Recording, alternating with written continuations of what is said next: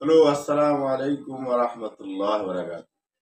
আজকে বাসার জন্য কিছু জিনিস নিয়ে আসছি, যেটা ওয়ালে ইউজ করা যায়। তো নিয়ে আসছি, আমার কাছে ভালো লাগছে। দেখি কি কি নিয়ে আসছি আপনাদের সাথে শেয়ার করব। একটা একটা করে দেখাই, দেখেন কি কি নিয়ে আসছি। প্রথমে দেখেন,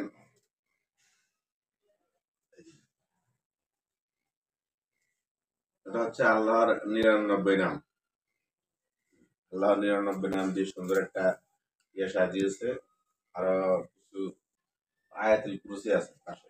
ঠিক আছে, এবং আল্লাহর 99 নাম খুব সুন্দর, কিন্তু এগুলি ওয়ালে সাজালে, যখন এগুলো ওয়ালে সাজাবেন অনেক সুন্দর লাগবে। ঠিক আছে, এই দেখেন আরো কিছু আছে।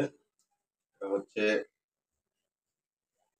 এটা আপনার চারকুল, পাশে আল্লাহর 99 নাম। একটা এগুলো ওয়ালে, আশা করি বাসার পরিবেশটা সুন্দর হয়ে যাবে। আর একটা আছে আমাদের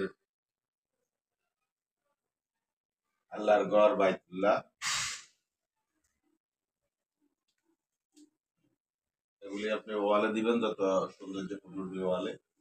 ওটা নিয়ে আরেকটা ভিডিও করবো যখন সাজাবো। কাবা শরীফ, তারপরে একটা আছে আপনার আয়াতুল কুরসি। আচ্ছা, আয়াতুল কুরসি,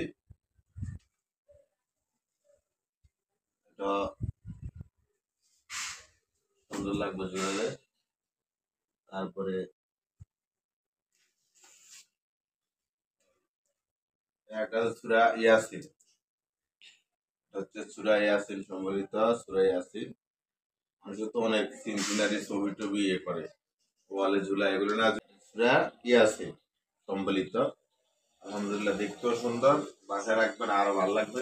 আকর্ষণীয়, খুবই আকর্ষণীয় বলতে, হ্যাঁ, দেখতে অনেক সুন্দর দেখায়। হচ্ছে এখানে হচ্ছে আপনার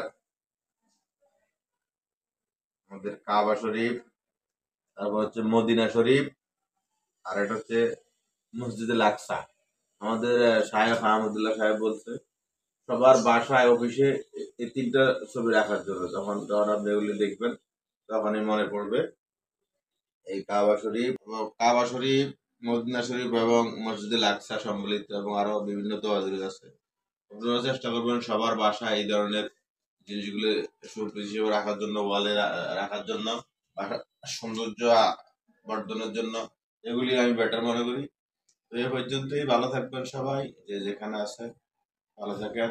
ইনশাল্লাহ পরবর্তী যে কোনো এক ব্লগে দেখা হবে। আসসালামু আলাইকুম।